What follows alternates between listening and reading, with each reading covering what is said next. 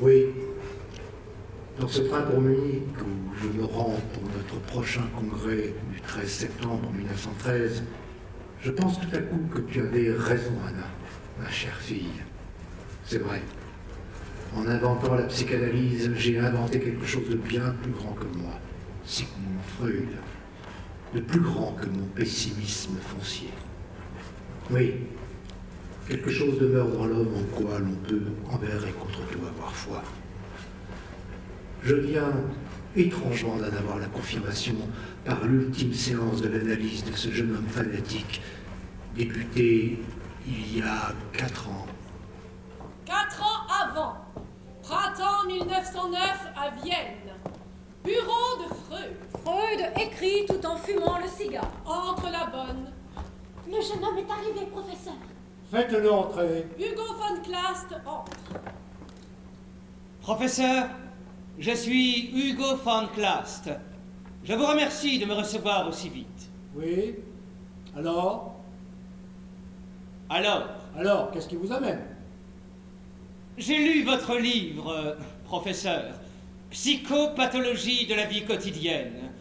C'est très amusant, cette idée que nous aurions des idées qui pensent toutes seules, sans nous demander notre avis. Ça vous a amusé? Beaucoup.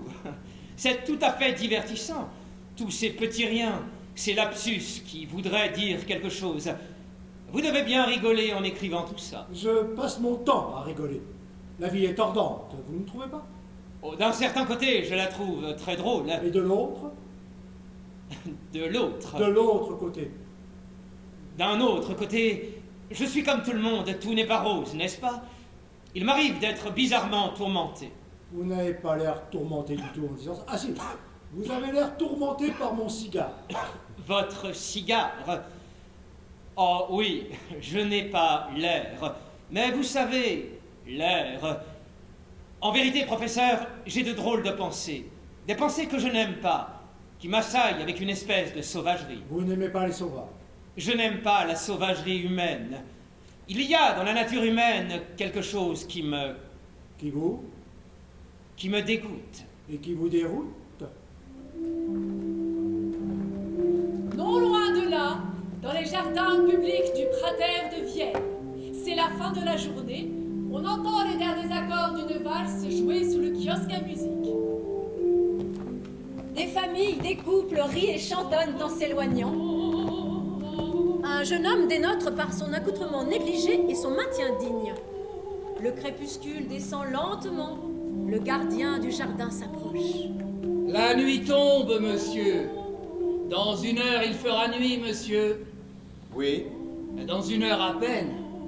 Il va falloir rentrer, monsieur. C'était une belle journée, non? Ah, une très belle journée. Et maintenant, voilà, c'est bientôt la nuit. C'était la journée du 20 avril 1909. Avez-vous eu l'impression qu'elle avait quelque chose de particulier? C'était une journée de printemps? C'était mon anniversaire. Ah bon? Ah, évidemment. Ça vous fait quel âge? 20 ans. 20 ans le 20 avril? Ah, c'est un jour spécial. Le jour de mes 20 ans, Pas c'était... moi. Pas vous quoi? Je ne sens rien de spécial, à part ce banc. Ce banc, il est spécial. Très spécial. La nuit est tombée, monsieur le gardien. Il fait doux. Je crois que je vais dormir sur ce banc. Ce n'est pas qu'il soit défendu de dormir sur un banc, mais ce n'est pas recommandé. Les nuits sont très fraîches et sans compter les rôdeurs. Ce n'est pas le jour de mes 20 ans que je vais me mettre à avoir peur de Vienne. D'ailleurs, je ne suis pas seul. Un chien errant tourne autour et s'approchant du jeune homme, pose une patte sur lui. Je vous présente mon ami Wolf. De qui vous n'avez pas peur? De Vienne. Ah oui, bien sûr. Le gardien s'éloigne, s'arrête, se retourne. Bon anniversaire, monsieur. Vous êtes monsieur? Adolphe. Bon anniversaire, monsieur Adolphe. Ah, je me souviens, le jour de mes 20 ans, tous les projets que j'avais. Vous devez en avoir plein la tête. Le gardien s'en va. Mais oui, monsieur le gardien. Ce banc est spécial. Très spécial. Le métal est de Linz. La peinture est tchèque. Les clous doivent être hongrois. C'est bien un banc des Habsbourg. Il s'endort, le chien à ses côtés. Retour au bureau de Freud. Freud fume toujours son cigare. Excusez-moi, professeur. J'ai complètement oublié de vous remettre cette lettre du docteur Jung. Freud, surpris, lâche momentanément son cigare. De Jung? C'est un ami de ma famille. Il m'a dit que ce pourrait être intéressant pour moi de faire une psychanalyse avec vous. Il a même ajouté que ce pourrait être intéressant pour vous. Pour moi? Oh, c'est ce qu'il a dit. Je crois qu'il vous explique. Cher monsieur le professeur, j'espère que le conseil que je donne à monsieur Hugo von Klast de vous consulter vous paraîtra, malgré son caractère paradoxal, recevable. Pour aller au vif de la question, monsieur von Klast éprouve une répulsion incompréhensible, dont le caractère irrationnel ne lui échappe pas, contre les juifs. Freud regarde Hugo. Quand monsieur von Klast est venu me voir en me disant qu'à son avis, seul un médecin arien pourrait l'aider à résoudre ce problème, je l'ai pris à contre-pied en lui disant qu'il serait peut-être plus difficile, mais plus fécond pour lui, d'aborder le problème de face avec un psychanalyste juif. Naturellement, j'ai pensé à vous au cas où vous accepteriez. Croyez, cher monsieur le professeur, à mes sentiments respectueux. Carl Gustav Jung. Ces idées que j'ai avec Les juifs? Vous ne pouvez pas dire le mot? Oui, ces idées. C'est ce que vous appelez une phobie. C'est possible. Et ça s'analyse. Ça s'analyse. Vous acceptez de me prendre en analyse, professeur? J'accepte. Ça sera dur. Non, Non? ça sera très dur.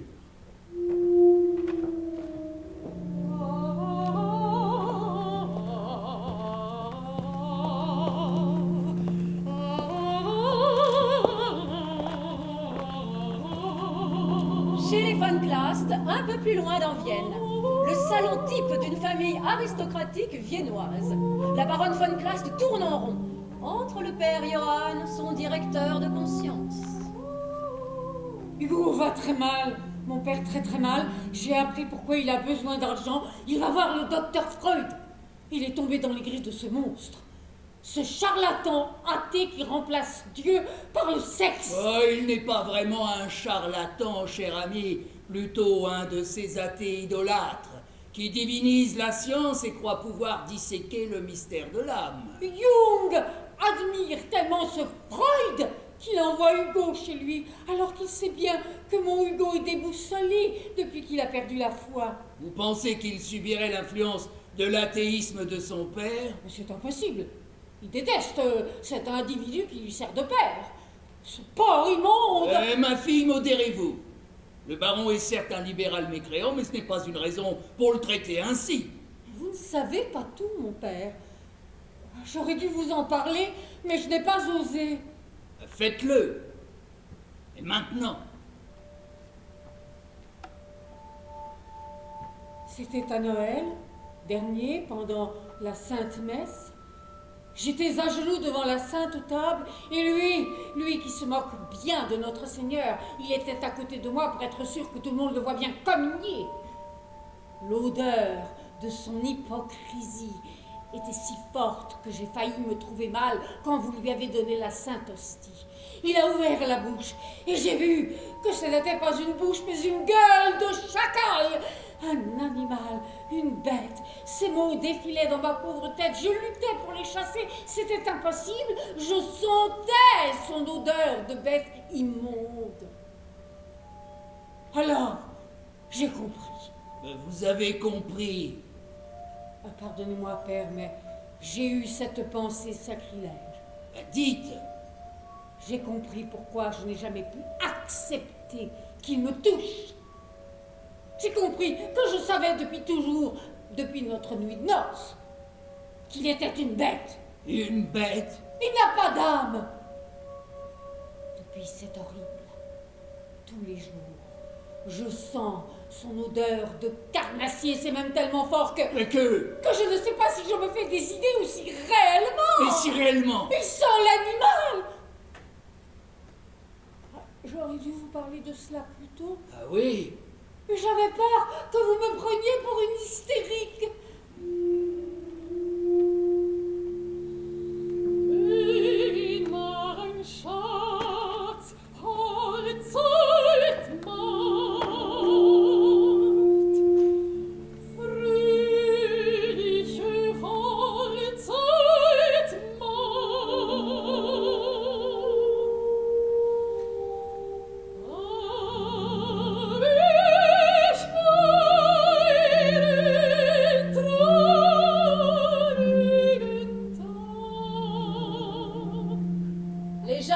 cratère.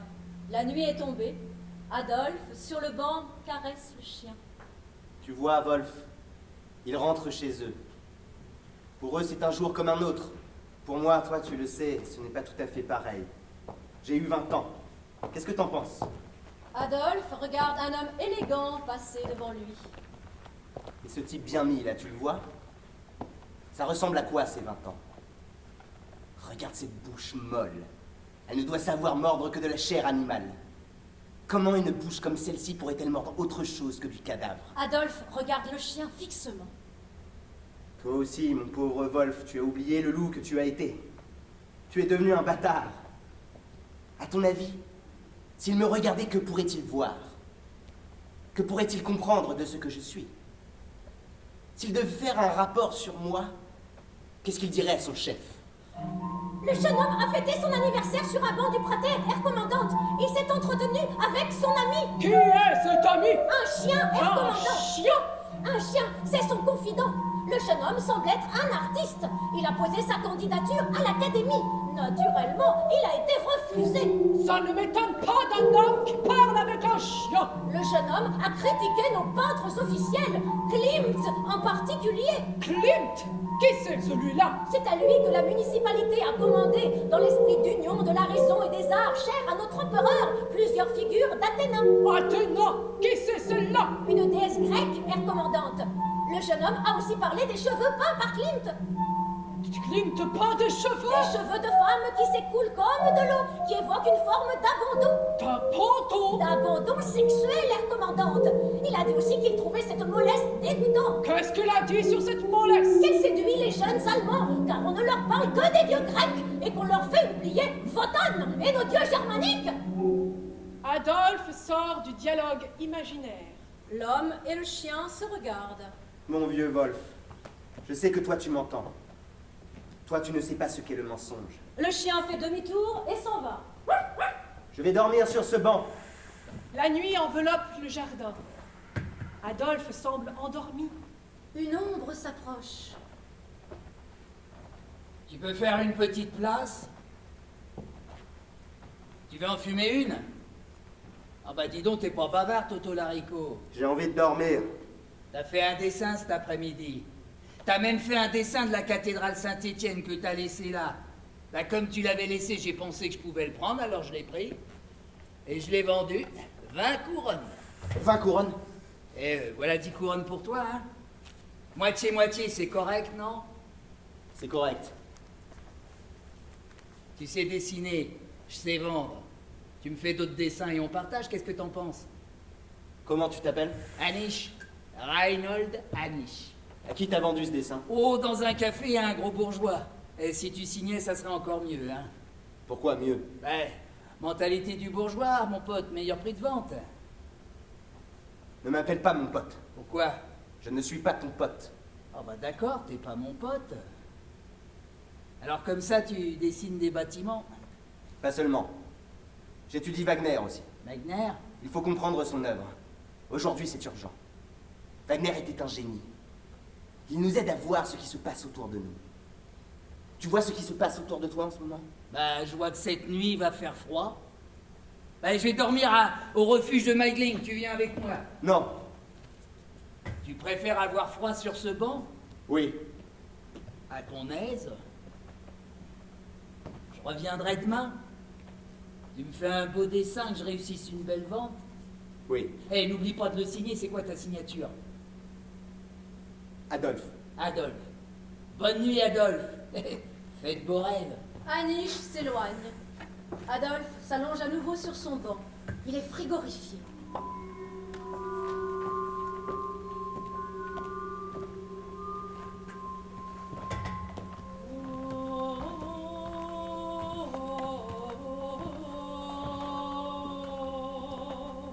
Bureau de Freud.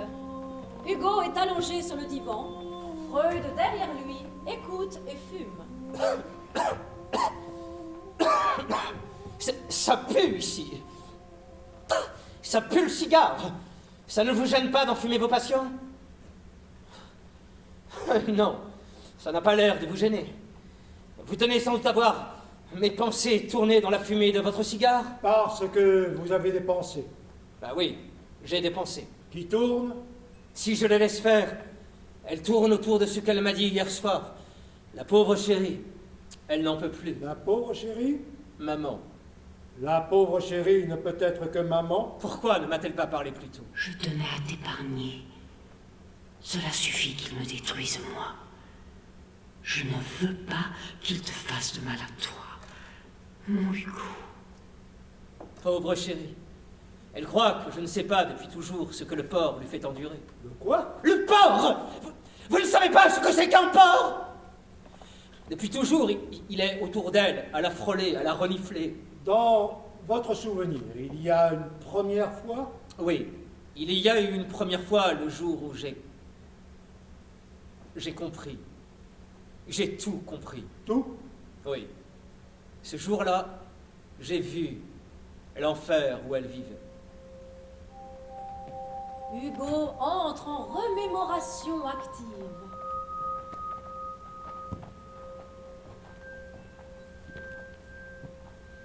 Nous sommes dans le salon.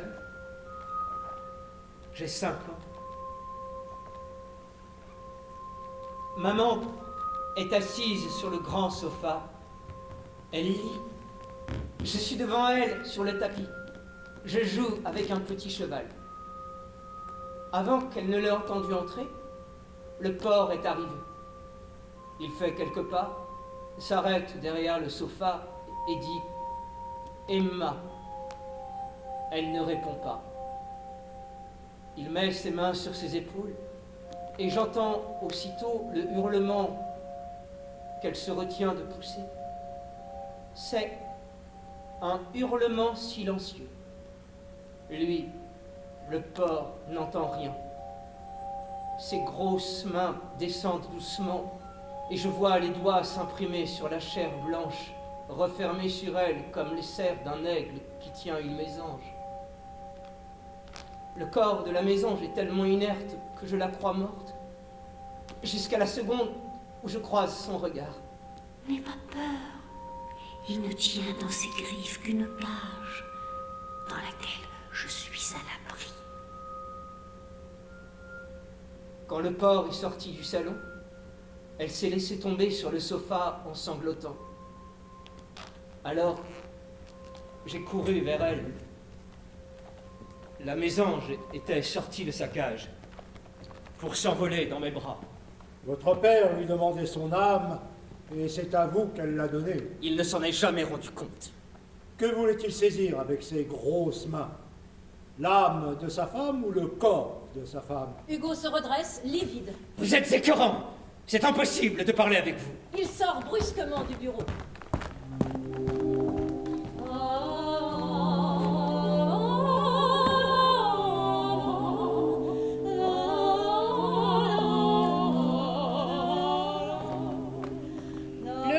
Municipal à l'autre bout de la ville.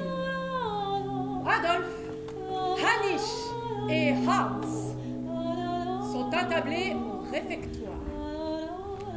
Molly leur sert ce qui semble être une soupe.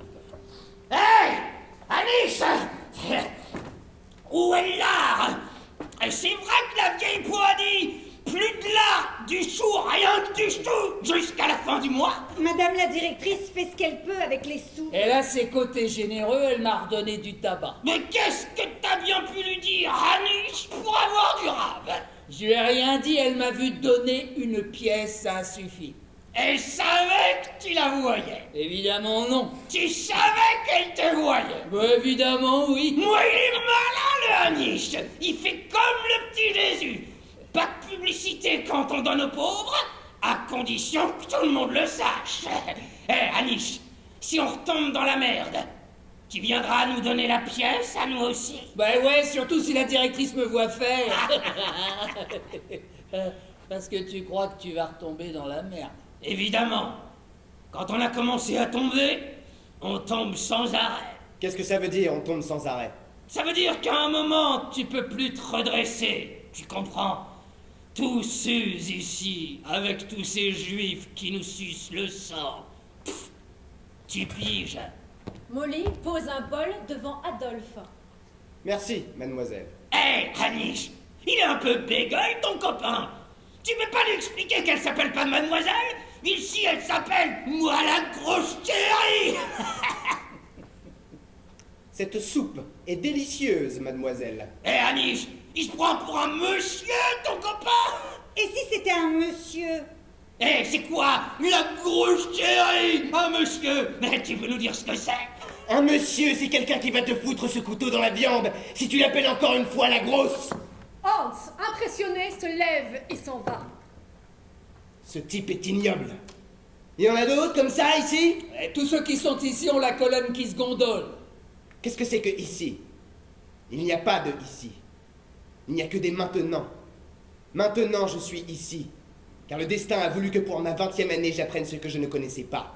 La faim, le froid, le refuge. Et quand le destin te fait passer du refuge au trottoir et du trottoir au refuge, et ça pendant toute ta vie, il veut quoi le destin?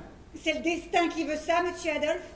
Il veut que tu connaisses ce qui est petit pour te permettre d'imaginer ce qui est grand. Que tu vois la bassesse pour t'obliger à penser ce qu'est la grandeur. C'est joli ce qu'il dit.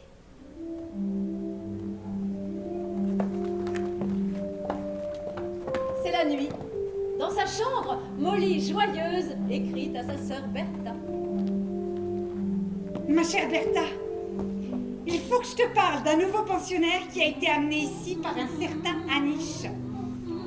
Dès que je l'ai vu, celui-là, j'ai compris que lui, c'était un monsieur, un vrai monsieur, parce qu'il me cause et me dit des choses que même toi, qui as fait plus d'études que moi, tu n'as jamais entendues.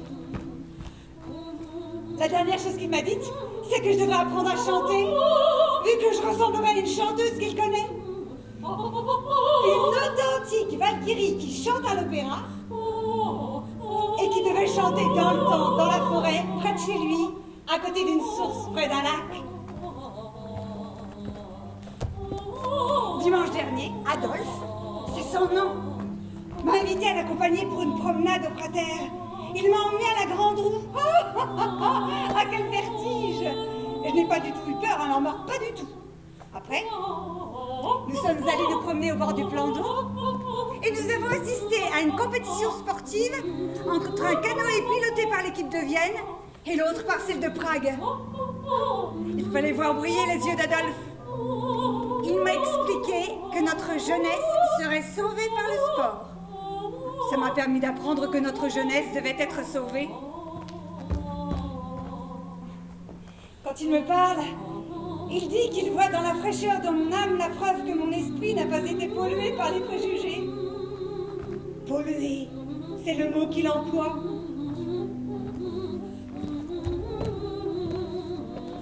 Pour finir la promenade, on a été devant le kiosque où les dames et les messieurs valsaient. Ils couraient de plus en plus vite. Le regard des dames brillait. Est-ce qu'un jour Adolphe va m'inviter à danser? J'ai eu l'impression que ce n'était pas pour demain. Quand il m'a dit en me raccompagnant que ces gens qui valsaient étaient des lâches, qui voulaient s'étourdir pour oublier les choses véritables.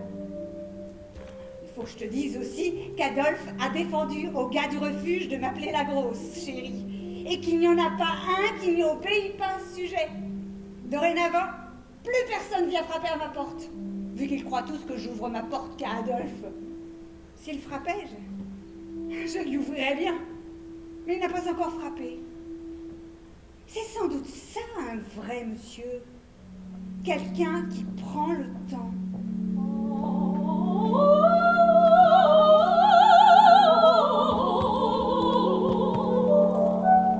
Musée de la sécession. Adolphe visite une rétrospective des œuvres de Klimt en compagnie de Molly. Hugo s'y trouve aussi accompagné de Klimt.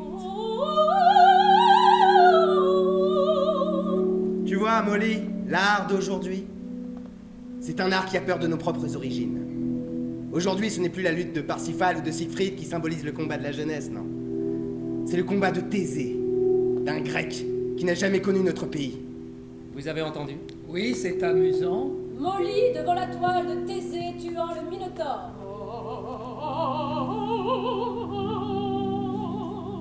Et c'est là qui c'est? C'est la déesse Athéna. Elle protège Thésée. Tu vois les images qu'on donne en pâture aux jeunes gens d'aujourd'hui? Si vous voulez vaincre, faites-vous donc protéger par une femme, et de préférence par une grecque. Je vois que l'idée d'être protégé par la déesse Raison vous agace, cher monsieur. Évidemment que ça m'agace. Vous croyez que la statue d'Athéna dont les libéraux ont orné leur parlement a fait progresser la justice? À mon avis, la déesse peinte par Klimt n'est pas celle que voulaient les libéraux. Merci, mon cher. Mais pourquoi ce n'est pas la même? Alors, regardez sur le bouclier d'Athéna. Regardez la méduse. Si j'ai rencontré Monsieur Klimt, je sais ce que je lui dirais. Vous lui diriez? Je lui dirais qu'il joue un double jeu. Pour les uns, la bestialité de la méduse est plus forte que la raison, et pour les autres, la raison domine la méduse. Moi, je dis que Monsieur Klimt ne sait pas lui-même ce qu'il croit. C'est pas idiot? Ça vous étonne? Oui.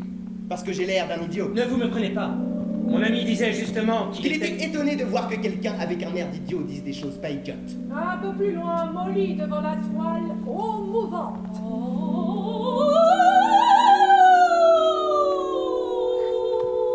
Viens voir comme c'est beau. Et encore une question que j'aurais voulu poser à Monsieur Klimt. Pourquoi ne peint-il que des femmes nues? Ça lui ferait peur de peindre des hommes. Il est incroyable, ce type. Klimt montre le tableau d'Adèle Bloch-Bauer. Vous voyez celle-ci? Elle n'est pas nue. Vous aimez? Elle est belle. C'est toujours la même chose. Regardez tous ces ronds. Ce sont les yeux de la méduse qui regardent l'homme. Vous comprenez pourquoi il ne peint pas les hommes? Pourquoi? Il est médusé par les femmes. Elles lui prennent toute sa force. Ce Klimt est un avorton.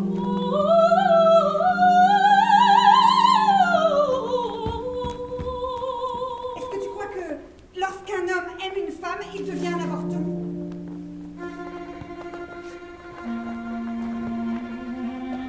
Mon ami, Monsieur Klimt, a été très intéressé par votre commentaire. C'était Monsieur Klimt? Oui, c'était lui. Je le savais. Vous le connaissiez? Non. Mais j'ai senti que celui qui peignait ça devait être dans son genre. Une femmelette. Voudriez-vous connaître ma peinture? J'en serais très heureux.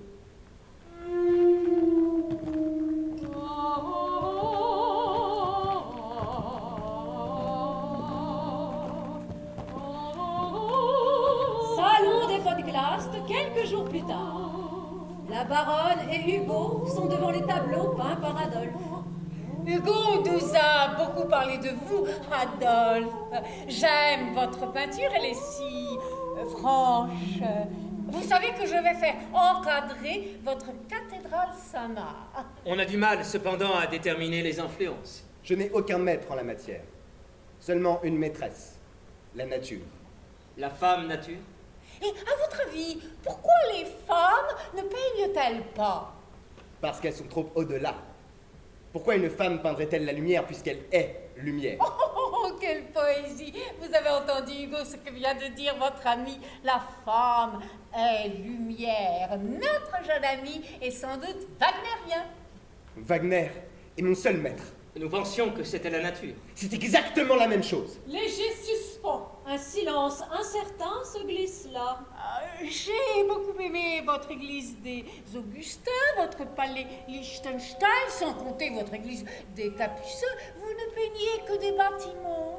J'aime la pierre. Oh, Adolphe trouve dans la pierre une fermeté qui tient le coup dans le monde d'aujourd'hui. Les pierres défient le temps. Elles sont pleines d'enseignements pour qui sait les entendre. Les pierres lui parlent, c'est un poète. Et quel est cet enseignement? Quelque chose de solide. Sur quoi l'on peut s'appuyer pour bâtir. Quelque chose qui ne risque pas de dégouliner. Qu'est-ce qui pourrait dégouliner? Tous ces cheveux de femme nue que peint Monsieur Klimt, n'est-ce pas un dégoulinage abject? Long silence. Chacun est sidéré par cet éclat. Asseyons-nous pour le thé. Vera, le thé. Vous voudrez bien m'excuser. Des affaires m'attendent. Je dois partir. Au revoir, mère. À demain, Adolphe. Restez encore un instant. Cher Adolphe, je me fais tellement de soucis pour Hugo. Je suis rassurée qu'il est un ami comme vous, mais C'est un artiste comme vous, mais il n'a pas votre force. Vous savez qu'il a des idées noires. Il m'en a parlé. Pourquoi est-il si triste, Adolphe? Je crois qu'il n'est pas sûr de son idéal. Pas d'idéal, mais tout le passionne. La musique, la poésie, les idées d'aujourd'hui. Ça ne suffit pas. Il faut autre chose pour faire face à la pourriture d'aujourd'hui. La pourriture. De quoi parlez-vous? Notre empire est en train de pourrir. Vous ne le sentez pas? Vous ne sentez pas cette odeur de décomposition qui nous entoure? Une odeur? Vous ne la sentez pas? Elle est partout. Partout, partout, même... Même ici. Oui. Même ici. Vous sentez une odeur ici? Oui, je la sens. Et c'est ça qui rend votre Hugo malade.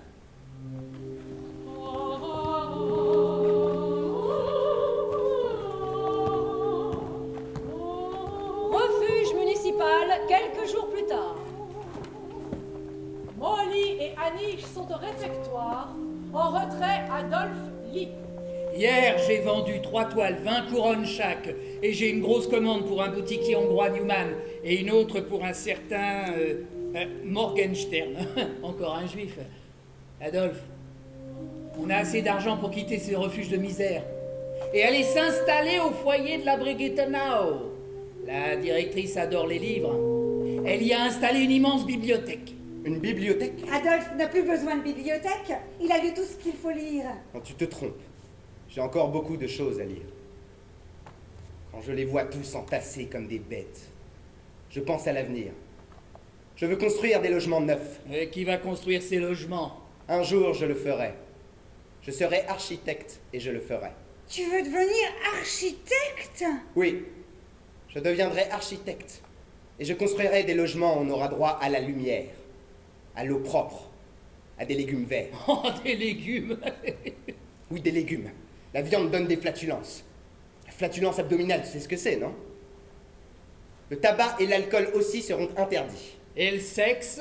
Quoi, le sexe? Bah, le sexe. C'est bon ou c'est pas bon? Pauvre imbécile, tu ne sais pas de quoi tu parles. Le sexe est la pire et la plus belle des choses. La plus belle quand elle est au service de notre flamme sacrée. De notre pureté vitale. Tu comprends ça? Non. Non.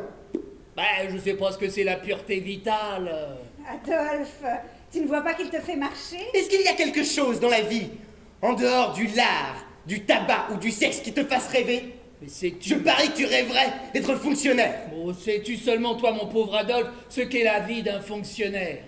D'abord, ne dis pas pauvre Adolphe si tu veux pas prendre mon poing sur la figure. Ensuite, tu ne connais rien à ma vie. Figure-toi que je n'avais qu'un geste à faire pour devenir fonctionnaire. Mon père était inspecteur des douanes. Inspecteur des douanes? Oh, tu aurais pu. Il rêvait que je sois son double. J'aurais eu comme lui un bel uniforme de crétin, une sainte femme que j'aurais battue, et un fils qui aurait reçu sa raclée parce qu'il n'aurait pas voulu ressembler à son père. Comment était-il devenu fonctionnaire? Ton grand-père l'était déjà. Non. Et il faisait quoi?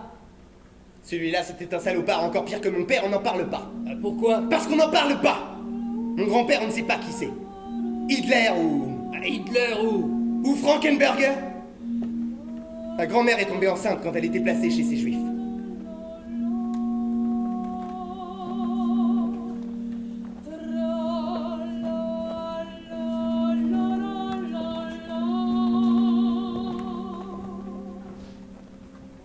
Bureau de Freud. Hugo est entré précipitamment. Freud, dans son fauteuil, fume le cigare. J'ai failli ne pas revenir, vous êtes tellement... Tellement grossier. Comme lui. Oui, comme lui. Comment pouvez-vous faire ce métier si vous n'avez aucun sens de la délicatesse? Vous profanez ce qui est poétique en utilisant des mots obscènes. Je me demande ce que je fais avec vous. Soyez moins évasif. Quel mot obscène ai-je employé? Le mot corps. C'est laid, c'est grossier. Parler du corps de maman. Ce n'est pas dans ce sens que le mot est obscène. C'est quand vous avez dit... Le corps de sa femme. Oui, c'est quand vous avez dit ça. N'est-elle pas sa femme? Si, elle est sa femme, mais... Mais pas par le corps. Oui, pas par son corps. Dans votre souvenir, vous disiez qu'il l'avait prise dans ses bras. Quoi de plus banal, un homme prend sa femme dans ses bras. Mais vous n'écoutez pas. Je vous disais qu'il la prenait dans ses bras, mais que le corps de la pauvre chérie était absent, complètement absent. C'est ce que vous disiez son regard. Oui. Pourquoi dites-vous la pauvre chérie? Vous ne comprenez rien? La pauvre chérie, c'est une façon de dire qu'elle était forcée, qu'elle était obligée de subir. Vous le sentez? Évidemment que je le sens. Cependant, vous n'êtes pas elle. Quand il a mis la main sur elle, c'était comme si... Comme si vous étiez. C'était horrible. Ces grosses mains ignobles. Qu'est-ce qu'elle voulait saisir? Je vous l'ai déjà dit, elle voulait son âme. Elle voulait saisir la petite mésange? Oui, la mésange. Le crétin croyait qu'il suffisait de toucher son corps. C'était un crétin parce qu'il ne savait pas que ce corps était frigide. Comment? C'était un crétin parce qu'il s'imaginait que ce corps aurait pu être réchauffé. C'était un crétin parce que ses grosses mains grossières auraient voulu acquérir le contraire de la grossièreté. Quand les grosses mains ignobles de votre père se posaient sur elle, pourquoi ne lui disait-elle pas non? Je vous ai dit qu'elle hurlait à ce moment-là. Non. Vous avez dit qu'elle hurlait silencieusement. Oui. Et dans ce silence, j'entendais son cri. Et elle savait que je l'entendais. Vous n'avez pas répondu à ma question. Pourquoi ne criait-elle pas à haute voix? Très long silence. Hugo sort de chez Freud. Il arrive dans la rue où Adolphe l'attend. Ce Freud est épouvantable. Pourquoi y retournes-tu? Il est d'une grossièreté. Moi, tu n'as pas affaire à la grossièreté du refuge. Je vais à l'opéra ce soir pour changer d'ambiance. Tu peux venir? Non, il y a une réunion chez Schonerer. Schonerer, le leader des extrémistes? Ça t'intéresse? Je n'aime pas tellement ces antisémites irrationnels. Je croyais que tu ne supportais pas la grossièreté. Je sais, mais... Mais?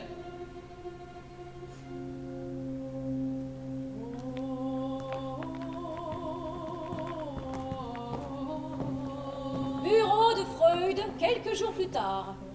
Carl Gustav Jung est en visite chez Sigmund Freud, qui lui montre sa lettre. Vous m'étonnez, Gustave. Vous qui êtes si direct, pourquoi une telle précaution? Je n'avais pas envie que vous voyiez ce garçon en sachant tout de suite. Pourquoi, à mon avis, c'était vous et vous seul qui deviez le recevoir. De plus en plus mystérieux. Quand Hugo m'a parlé de sa phobie à l'égard des Juifs, j'ai pensé qu'un jeune homme comme lui devait se sentir très coupable de sa haine contre Dieu le Père, contre le Dieu des Juifs. Vous êtes très freudien, Gustave. Peut-être même un peu plus que moi. Oui, sur ce point, notre jeune ami ressemblerait étrangement à notre cher Oedipe. Le problème, professeur, c'est ce que j'ai appris de la famille von Klast. Pour commencer, le grand-père maternel était juif. Quoi? Hugo ne le sait pas. Et vous, comment le savez-vous? Bon, je suis un ami de la famille.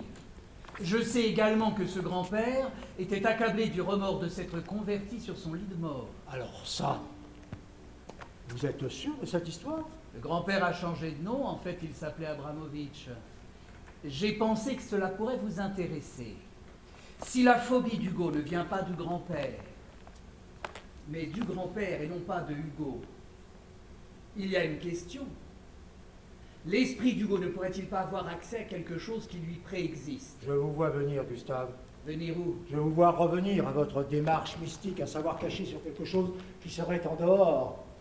Je crois avoir démontré que le rêve ne vient pas des dieux, mais de cette chose intérieure à l'homme que j'ai nommé inconscient. Vous ne pensez donc pas que Hugo puisse avoir accès à cet autre qu'était le grand-père? Sans doute que si, mais pas de façon directe.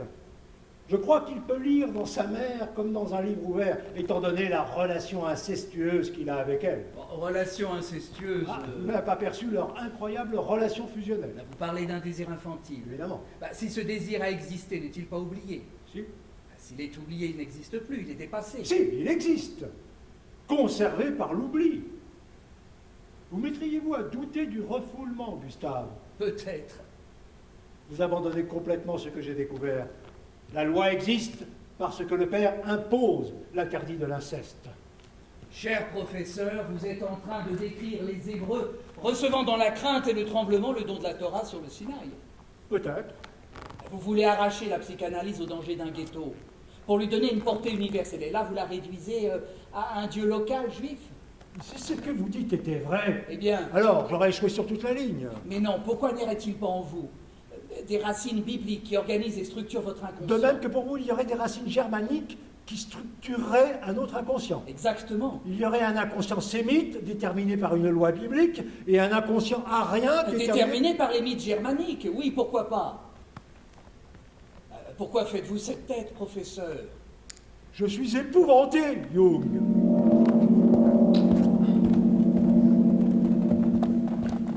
Le soir, dans sa chambre, Molly finit d'écrire à sa sœur Bertha. Hier, dans la forêt, Adolphe m'a dit qu'il espérait épouser une jeune fille comme moi. Parce que j'avais tout ce qu'un homme comme lui attendait de trouver chez une jeune fille allemande. Absolument tout. Sauf une chose. J'ai demandé tout sauf quoi. Il m'a répondu que malheureusement, je n'étais pas végétarienne. Que ce n'était pas de ma faute.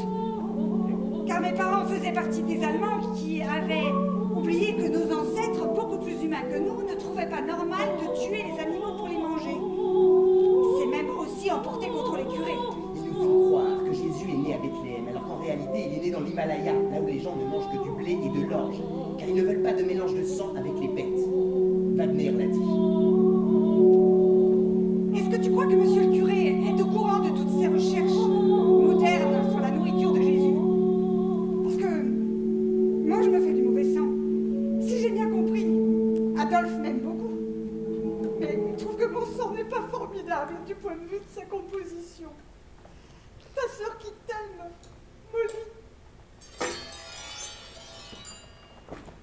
Vienne, au printemps 1910.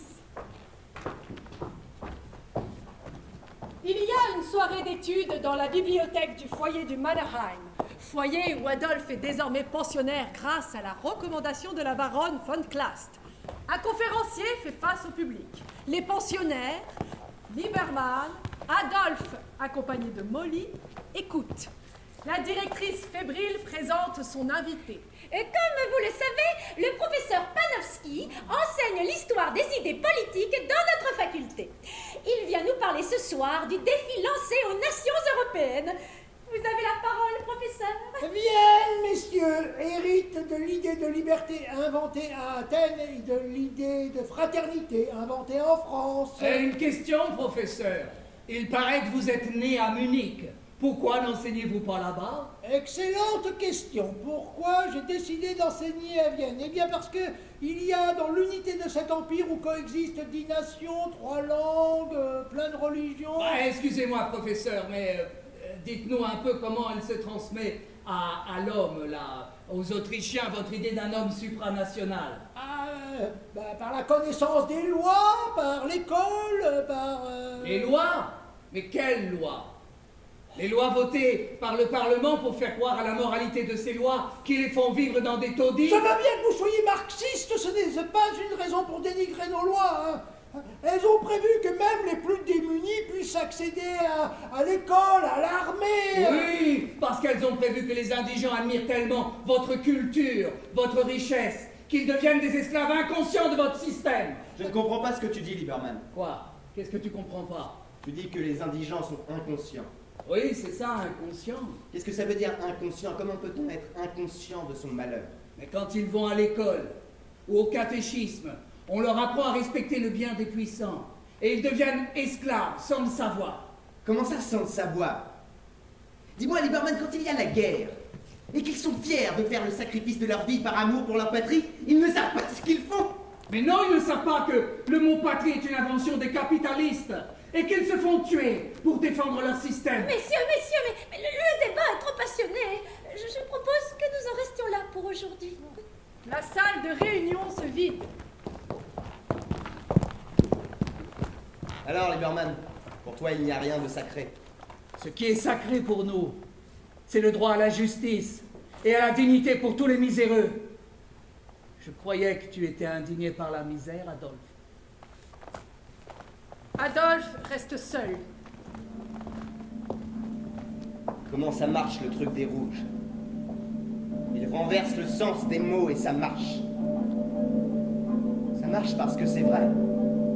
Le peuple est inconscient. C'est ça. Inconscient. Inconscient.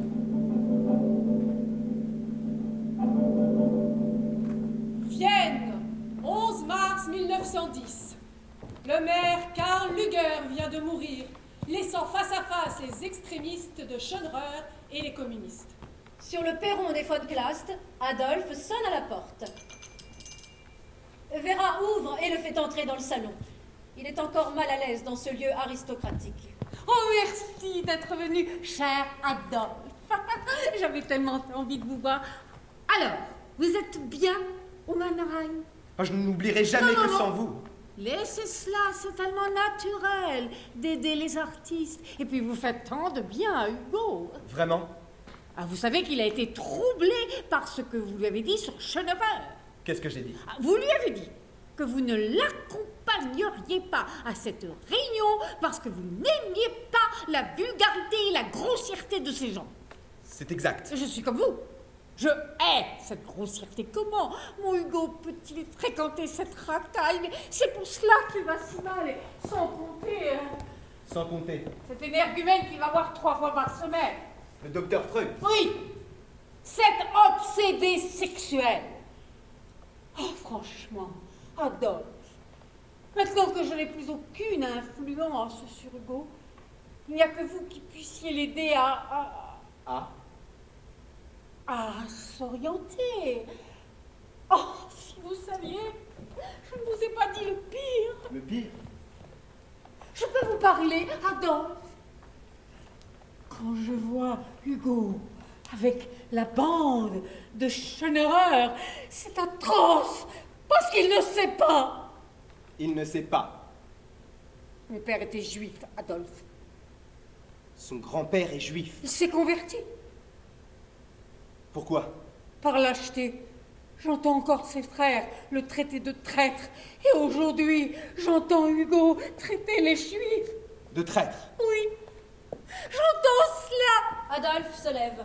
La baronne le reconduit à la porte. Oh, merci d'être là, Adolphe. Voulez-vous venir demain avec Hugo? Des gens importants viendront nous expliquer la nouvelle situation politique. À demain, n'est-ce pas? Le lendemain soir, dans le même salon des von Klast. La baronne, le père Johann, Hugo et Adolphe.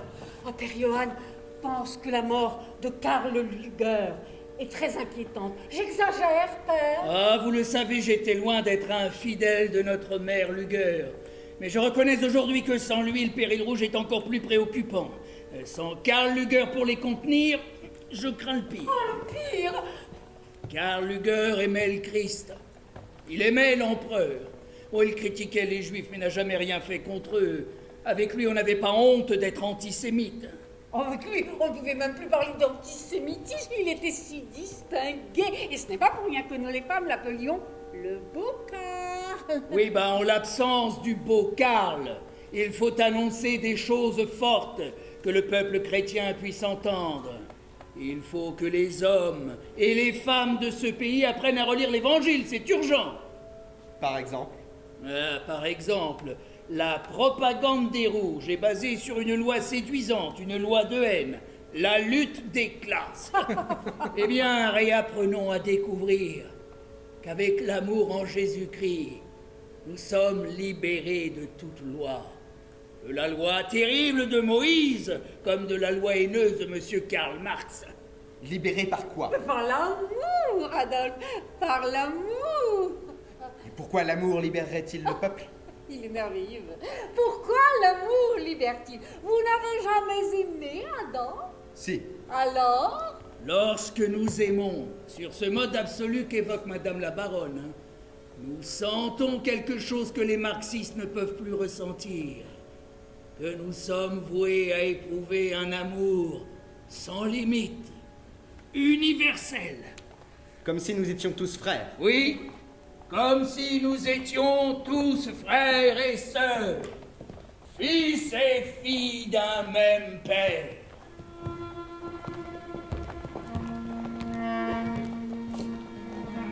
Dans la rue, un peu plus tard, Adolphe et Hugo semblent encore très animés par la discussion.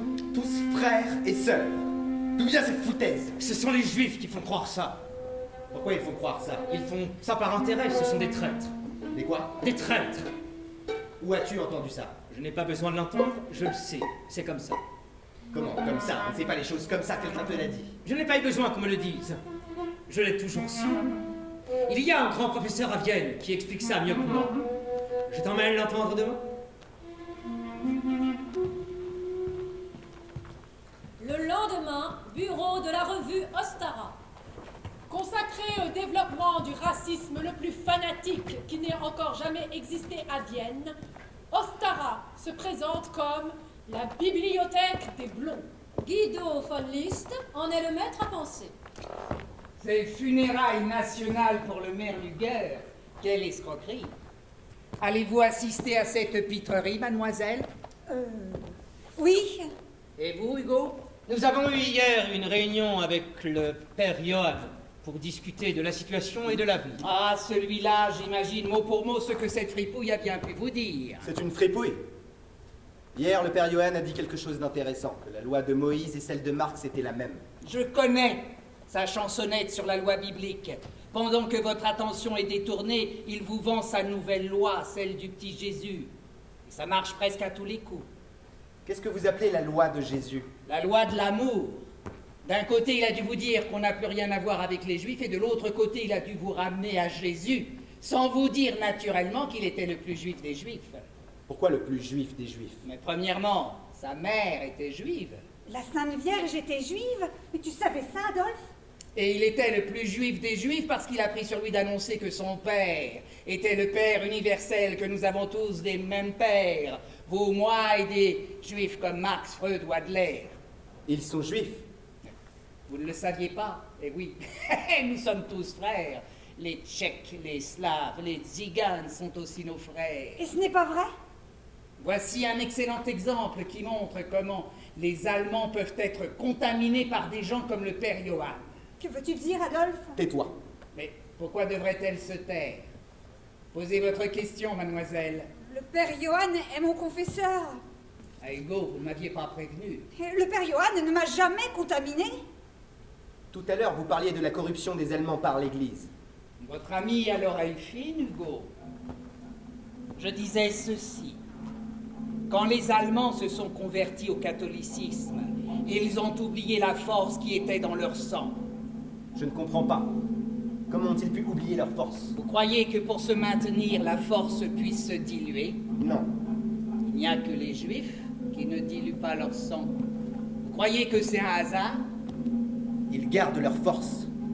Et les chrétiens comme Luger et le père Johann les aident. Ah ben vous ne dites rien, Hugo. J'étais en train de penser que vous écriviez parfois des choses un peu contradictoires avec ce que vous êtes en train de dire. Oui, j'ai écrit que parfois, des juifs de génie, Spinoza par exemple, attaquent le judaïsme avec beaucoup plus d'intelligence que nous. Mais en revanche, jamais je ne dirais ça de votre ami le docteur Freud. Hugo, vous n'allez quand même pas me dire que vous êtes dupe de ce que peut écrire Freud. Parce que vous n'êtes pas dupe. Je ne suis pas dupe d'un monsieur qui nous vend l'idée d'un inconscient juif. Son fameux désir pour l'objet sexuel, qu'est-ce que c'est? C'est le désir d'un juif brun pour les Aryennes blondes. Ça ne va pas plus loin que ça.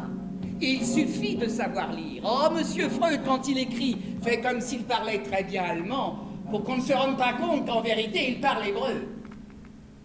Vraiment, Hugo, vous êtes dupe de ce Freud? Et vous, Adolphe? Vous êtes comme votre ami ou pas? Au sortir de la revue Ostara, Adolphe, dans la rue, marche d'un pas vif. Molly le suit avec peine. Tu savais, Adolphe, que la Sainte Vierge était juive? Adolphe marche comme un automate. J'ai bien vu que t'as eu l'air étonné lorsque le professeur t'a appris qu'Adler et Marx aussi étaient juifs. Et le docteur Freud aussi. Ils sont calés, tous ces juifs, tu ne trouves pas? Adolphe continue à marcher. Et moi qui croyais que tu savais tout?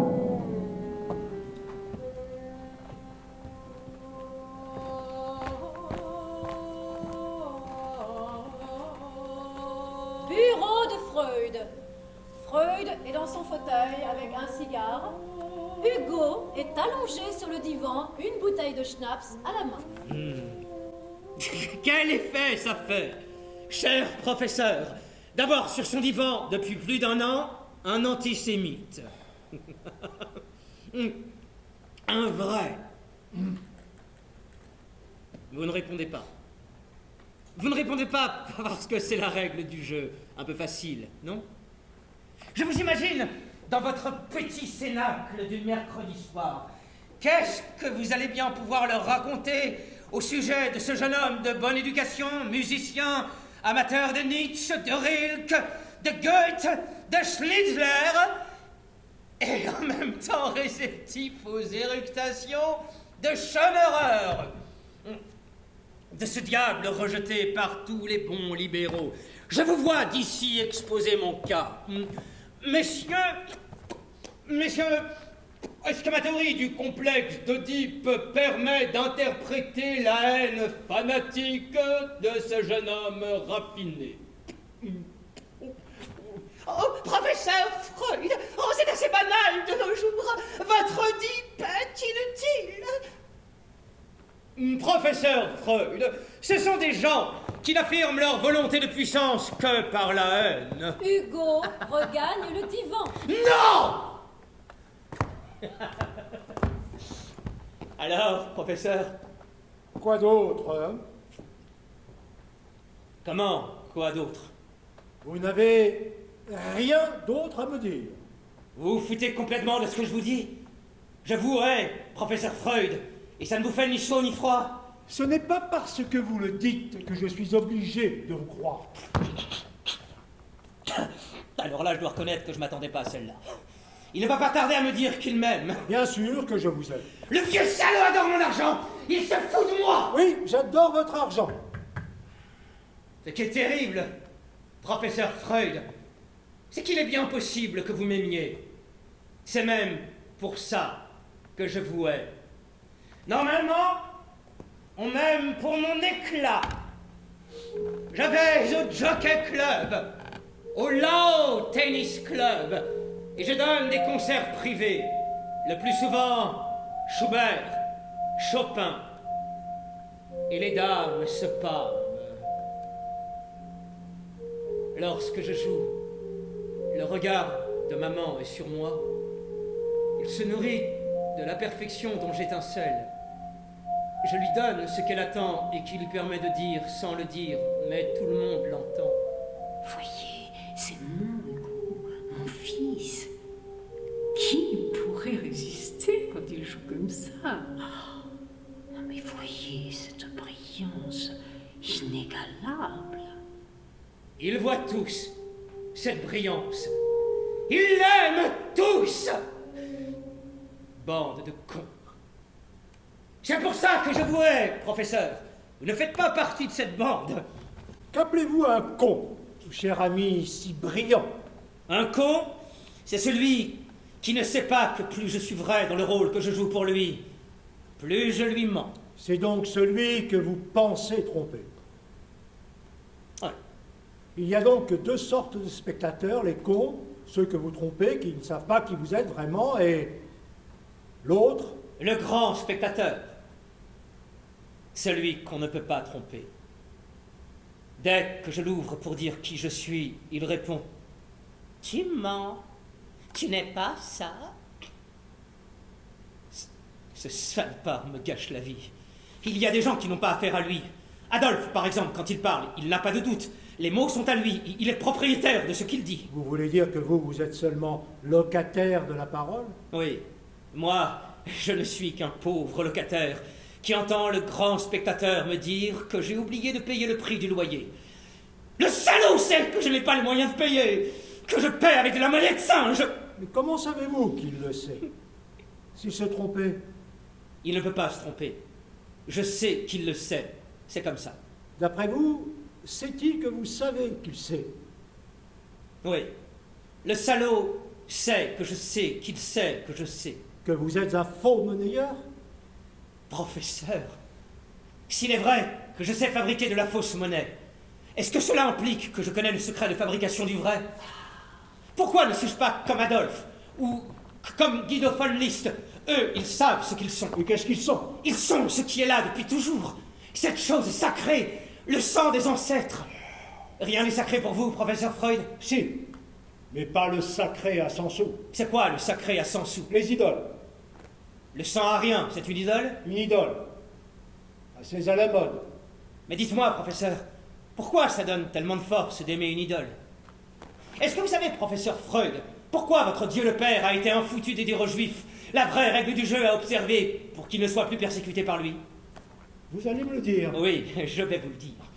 Parce que votre putain de Dieu le Père était antisémite! Il voulait faire chier son monde. C'est pas bête. Et puis un jour, il s'est dit, je vais changer de stratégie. Je vais leur pardonner et leur envoyer mon fils. Ils n'auront qu'à l'aimer et à le manger, et ils ne seront plus inquiets. Il faut reconnaître que c'est quand même plus facile, non?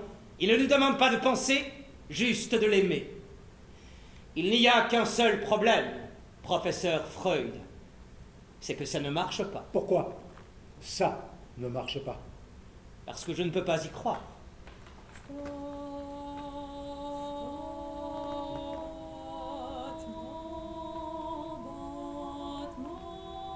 Quand je l'entends crier sur sa croix, « Père, pourquoi m'as-tu abandonné?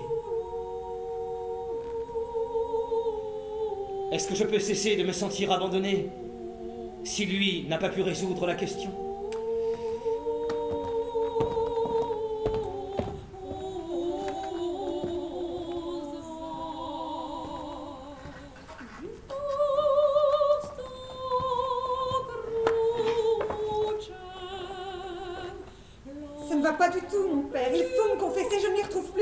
Calmez-vous, mon enfant. Hier, Adolphe m'a emmené chez les savants.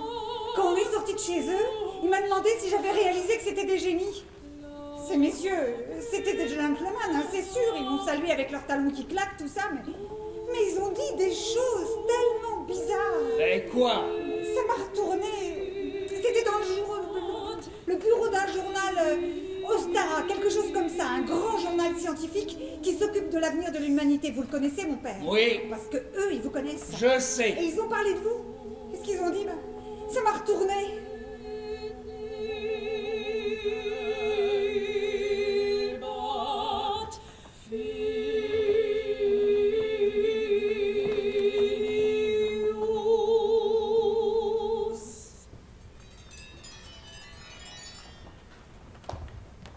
Salle de lecture du Mannerheim, novembre 1911. Oh, je suis heureuse de saluer la régularité de ces réunions qui montrent combien nous sommes intéressés par la compréhension des multiples problèmes culturels. Nous accueillons donc ce soir Madame le professeur Krajbich qui a enseigné la philosophie à Prague. Vous avez la parole. Aujourd'hui, d'un côté, l'on valse et de l'autre, on pérore dans nos cafés. Autrefois, dans la cité grecque, la parole et la musique, Dionysos et Apollon n'étaient pas divorcés. Quand la parole de l'acteur rejoignait le chant du cœur, le peuple était uni par ses épousailles. Unifié par le spectacle? Par l'accord de la parole et de la musique? Mais qu'est-ce que c'est que ce baratin, professeur? Vous essayez de nous faire croire qu'à cause d'une opérette, il n'y aurait plus les riches d'un côté et les pauvres de l'autre? Ça m'aurait étonné que Monsieur Lieberman ne nous récite pas son catéchisme rouge. Oui, ça m'aurait étonné, Lieberman, que vous soyez capable de concevoir que certains puissent s'élever au-dessus des instincts égoïstes que vous excitez avec votre soi-disant unité de classe. Ah, c'est dommage, Adolphe, que tu te mettes à hurler dès que tu as quelque chose à dire. Tu nous prives du plaisir de t'entendre avec cette petite voix perçante. Dis-nous, Adolphe, où il est, l'homme? Et qui est-il, celui qui peut s'élever au-dessus de ses instincts égoïstes? Je ne réponds pas aux voyous socialistes. C'est dommage qu'Adolphe ne sache répondre que par l'insulte. Et il suffirait, messieurs, que les participants soient un peu moins passionnés pour que notre discussion redevienne passionnante. Il me semble que Madame le professeur, en nous renvoyant à la cité grecque, nous invite peut-être à un parallèle audacieux avec l'actualité de l'Empire. Oui, enfin, juste une remarque, hein. Les valeurs universelles d'aujourd'hui, qui sont chrétiennes, sont très différentes des valeurs païenne de la cité grecque. Puis-je poser une question, professeur? Le jour où nous assisterons à la réalisation du grand Reich allemand, selon vous, madame, elle se fera grâce à la proclamation de valeurs chrétiennes ou bien païennes? Ah, et si ce n'était ni l'une ni l'autre, s'il vous appartenait à vous, aujourd'hui, d'inventer des valeurs absolument nouvelles. Vienne au printemps 1912. Dans les jardins du Prater de Vienne, Sigmund Freud arrive près du kiosque à musique. Adolphe vend ce jour-là ses aquarelles. Freud les regarde longuement. Cette aquarelle du Reichstag est intéressante. C'est 20 couronnes. Ah, c'est cher. Enfin, le bâtiment est très bien reproduit, tout est parfaitement représenté. Oui, tout y est. Non, pas tout. Là, il manque quelque chose. Je sais. Pourquoi? C'est comme ça. Vous n'aimez pas la statue d'Athéna? On peut dire ça. Laissez-moi deviner pourquoi. Parce qu'elle est trop bien proportionnée. Hein. Je parie que vous êtes influencé par l'art moderne qui casse les proportions humaines. C'est très visible, là. Là, qu'est-ce qu'il y a? Vous avez dessiné quelques personnes devant le Parlement et leurs corps sont tout à fait disproportionnés, n'est-ce pas? C'est voulu, bien sûr. Ils sont disproportionnés. Mais regardez cette tête. Elle est presque aussi grosse que le tronc et ses bras aussi longs que les jambes. Vous voyez? Oui. Ah, ce n'était pas voulu? Je m'intéresse essentiellement aux proportions des bâtiments. Pas à celles des hommes. Alors c'est pour ça que vous n'avez pas représenté l'Athéna. Là, je n'arrive pas à lire. C'est votre signature? Adolphe. Vous prenez le tableau ou pas? C'est 20 couronnes. Vous ne m'avez pas répondu. Vous voulez savoir pourquoi j'estime qu'on n'a pas besoin du regard de cette grecque sur la Ringstrasse? Ah oui. C'est parce que je n'aime pas l'hypocrisie. Ces députés qui font comme s'ils votaient des lois au nom de la déesse raison et des droits de l'homme, ça me dégoûte. Ils savent très bien qu'à Athènes, l'esclavage était permis. Les députés qui font comme si? Allez à la Spittelbergasse. Vous verrez des malheureuses qui se vendent comme des esclaves. Et les hommes, eux, gaspillent. Gaspillent? Leur semence. Et alors? Cette semence appartient à la patrie. Vous ne savez pas que la patrie a besoin d'enfants? Vous prenez le tableau ou pas? Non. Dans les ruelles des bordels de Vienne, Hugo et Adolphe se trouvent devant les tavernes malfamées. Les prostituées semblent attendre d'éventuels clients. Hugo s'est laissé entraîner à l'intérieur d'une de ces tavernes, alors qu'Adolphe résiste à la proposition pressante de Greta. Alors, tu paies un verre? Non, je ne bois pas. Tu ne bois pas? Je ne bois jamais. C'est parce que t'es radin? Oui. Et Olga, amène-toi!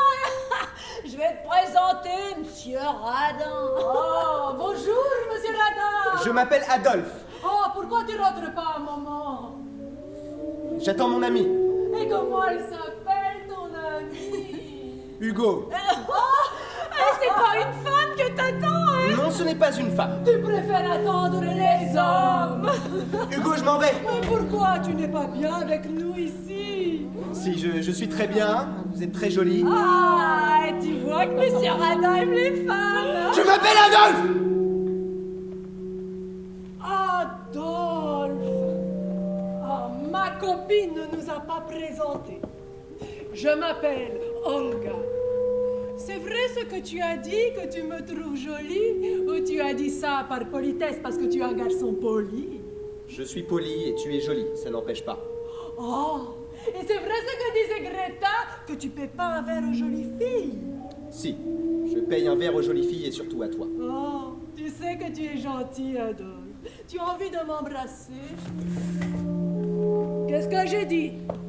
Tu embrasses pas les filles, Adolphe. Si, j'embrasse les femmes.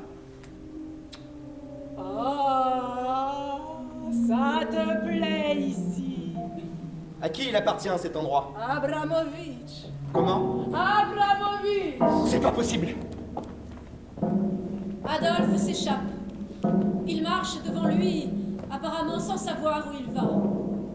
Sous ses yeux se dévoile le visage d'une Vienne maléfique. Sa déambulation le conduit au banc sur lequel 3 ans et demi auparavant, il a passé la nuit de ses 20 ans. Rapidement, le chien Wolf arrive. Je t'attendais, Wolf. Si je ne t'avais pas, avec qui je pourrais parler? Ce soir, j'ai vu le filet. Oui, Wolf. Ils ont mis un filet qui enserre tout. Et tu vois, les mailles sont très fines, comme ça les poissons ne peuvent pas sortir. Ils ne savent même pas qu'il y a un filet. Ils sont inconscients d'être dans ce filet de pêcheurs. Il y en a un qui n'est pas inconscient. C'est le pêcheur. Le juif. Lui, il sait que la moisson est bonne. Tu vois, son filet, le maquereau, tout ce qu'il ramène. Il y a les pauvres putains dans le filet d'Abramovitch, le pauvre Hugo dans le filet de Freud, les pauvres syndiqués dans celui de Marx et d'Adler, et les pauvres chrétiens dans celui de Jésus, Marie, Joseph. Ils y sont tous, ils ne le savent pas, mais moi je le sais. Qu'est-ce que je dois faire contre toute cette saloperie que je suis seul à voir? La nuit se fait de plus en plus profonde.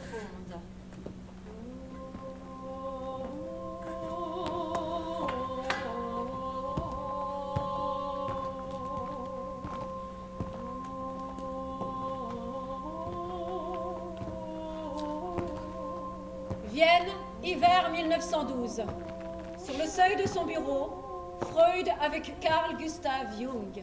Nous n'allons sans doute plus nous revoir. Je voulais que vous sachiez ce qu'un jour je n'ai pas osé vous dire. Ce jour-là, je vous ai menti.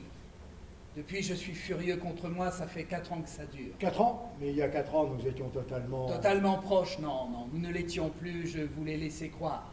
Je n'osais pas vous parler. Vous me parliez pendant des heures. Je n'osais pas vous contredire. Vous n'êtes pas psychologue, professeur. Vous évoquiez un mensonge? Oui, très précis. C'était sur le bateau pour l'Amérique. Je vous ai raconté un rêve, vous avez interprété ce rêve, et à la seconde même, j'ai su qu'entre vous et moi, tout était fini. Vous vous en souvenez? Non. N'est-ce pas extraordinaire? Un mot de vous a fait basculer ma vie, et vous ne vous en souvenez même pas? L'interprétation que je vous avais donnée était inadéquate? Totalement. Me l'aviez-vous dit? Eh non, c'était ça le mensonge. J'ai fait comme si. À supposer que je me sois trompé, ça m'arrive souvent. Bon, vous ne voulez pas me rappeler ce rêve? Jung s'assoit sur le divan.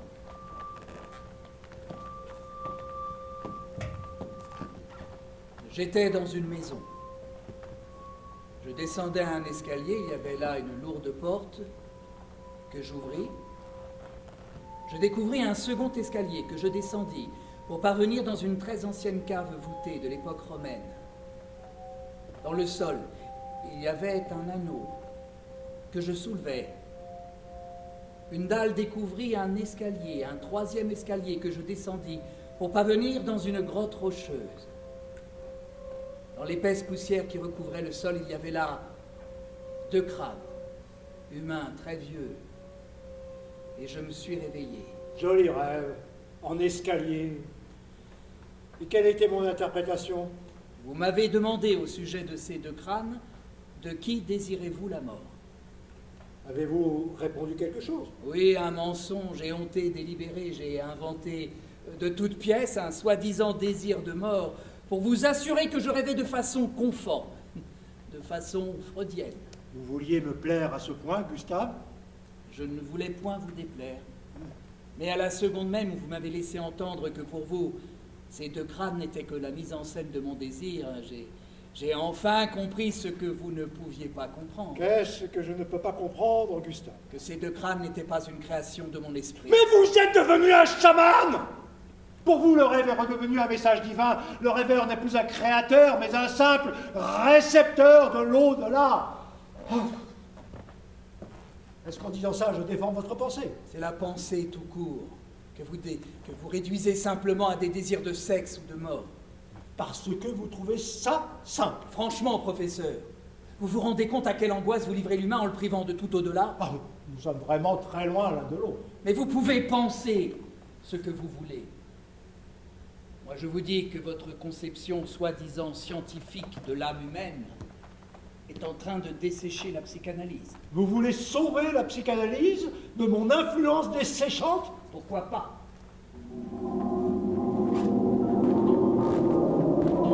Professeur! Professeur! Hugo entre, très agité. J'ai fait un rêve incroyable. Il ne s'allonge pas sur le divan. Je crois que j'ai tout compris. Un homme est assis dans un grand fauteuil, un cigare à la main. Bon, ça, c'est vous. Devant moi, il y a une femme, de dos, qui lentement se retourne. Bientôt, elle va me faire face. Et je comprends que le risque est mortel, car cette femme est la Méduse. À l'instant même où le regard de la Méduse va croiser le mien et me réduire à l'état de statue de pierre, vous vous levez de votre fauteuil et d'une voix calme, vous dites « non ». Alors, la Méduse se transforme et devient la déesse Athéna. Le danger est écarté. On croit rêver. Et je crois que j'ai compris ce que c'est. Allez-y. Au réveil? Non, je préférerais que vous vous allongiez, Hugo. Oh, oui. Oui, professeur.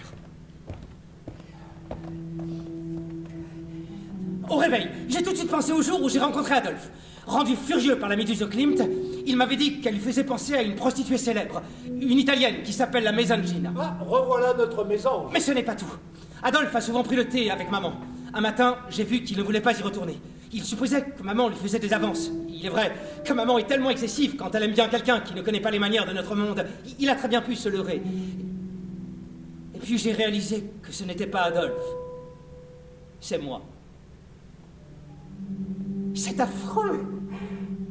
Il m'est venu d'un coup que dans le regard de la Méduse, il y avait le même éclat que dans l'œil de maman quand elle me regardait pendant mes concerts. Et j'ai réalisé qu'il était là depuis le début. Depuis le jour où elle vous regardait pendant que les mains de votre père étaient sur elle? Oui. Depuis ce jour-là, elle me regarde comme ça. Et je deviens un pantin brillant qui joue du piano.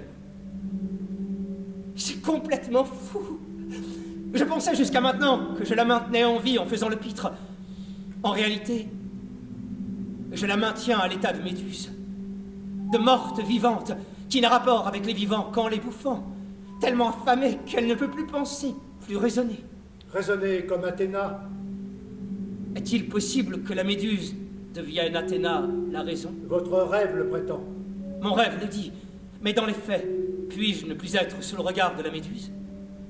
Est-il possible que dans la réalité vous disiez non à la Méduse? Est-il possible que je dise le non que vous avez dit dans le rêve? Eh bien, ça me donne le vertige. Si je dis ce non, alors tout change. Pour elle et pour moi, elle devra regarder ailleurs, faire autre chose que regarder. Raisonner. Oui, raisonner. Il y aura enfin un peu d'air autour de moi. Oh, la dernière fois, je ne comprenais pas ce que c'était que d'être un faux monnayeur. Eh bien, c'est ça. C'est faire le pitre. Ce qui est incroyable, c'est que ce petit mot de rien du tout, non, s'il me coûte tant, c'est à l'idée de ce qui lui coûterait à elle. L'idée que si elle souffre, c'est la fin du monde. C'est la fin d'un monde, pas celle du monde. Un monde où il manquait juste 3 petites lettres. N-O-N. Oh, chère petite lettre, qui êtes-vous? Pourquoi m'aviez-vous abandonné? Je crois que vous le savez.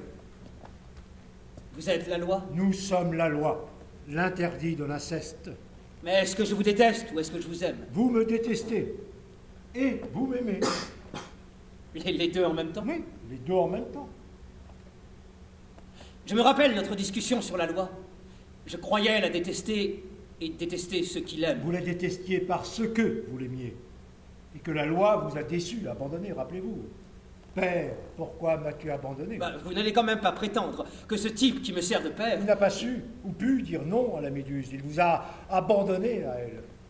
C'est pour ça qu'un jour vous êtes venu me voir. Freud regarde Hugo, qui reste silencieux sur le divan. Voulez-vous que nous en restions là pour aujourd'hui?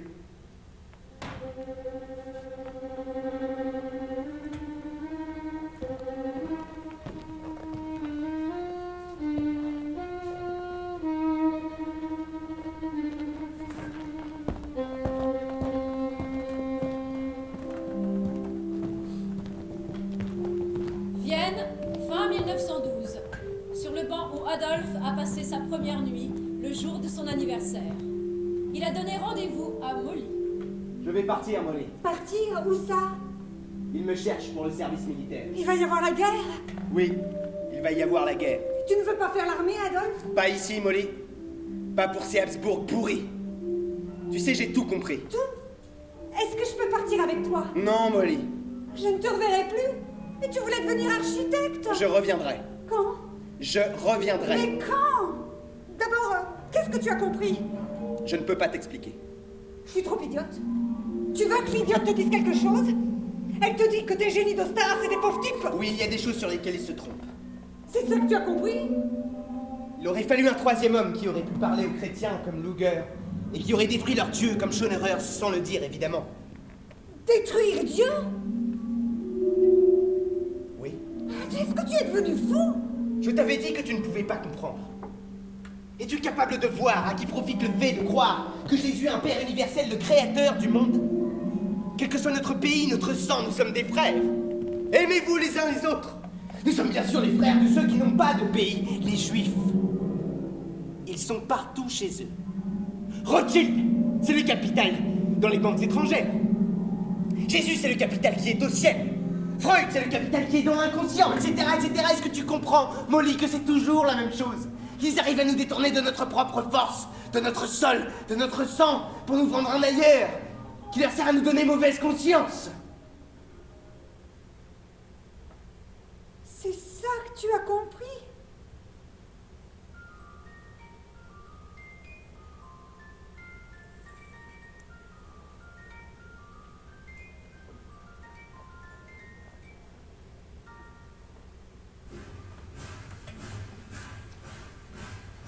Vienne, 1913. Lettre croisée d'Adolphe à Molly et de Freud à sa fille Anna. Chère Molly, quand tu auras reçu cette lettre, je serai à Munich. Tu sais que je rêve depuis longtemps de ce retour au berceau allemand. Ma chère fille, je me rends finalement à Munich pour notre prochain congrès d'automne. Tu sais qu'aujourd'hui sort en librairie mon totem et tabou, qui établit une fois pour toutes la rupture absolue entre la psychanalyse et l'univers arien vers lequel se dirige désormais Jung. À Vienne, ils ne savent pas qu'ils sont voués, comme tous les décadents, à disparaître. Un homme nouveau va maintenant surgir. Si je devais un jour être amené à parler de mon combat, Mein Kampf, je dirais qu'arrivé à Vienne à demi-enfant, j'en suis parti en homme guidé par une définitive vision du monde. Je ne te dis pas adieu, mais au revoir, Molly, car quelque chose me dit que je reviendrai. Je reviendrai à Vienne. Adolf Hitler. Pour revenir au jeune Hugo, cet antisémite ex-militant de Schonerer, son analyse réussie m'a appris que l'homme gardait envers et contre tout la possibilité de revenir à la case départ, juste avant le moment où il s'était égaré, pour rechoisir autrement. Ton père qui t'aime, Sigmund Freud.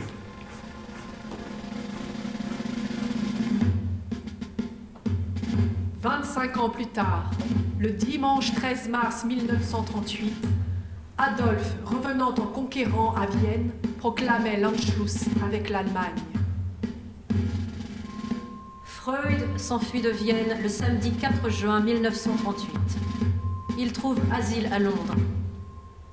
Il ne sut jamais que ses vieilles sœurs moururent en déportation.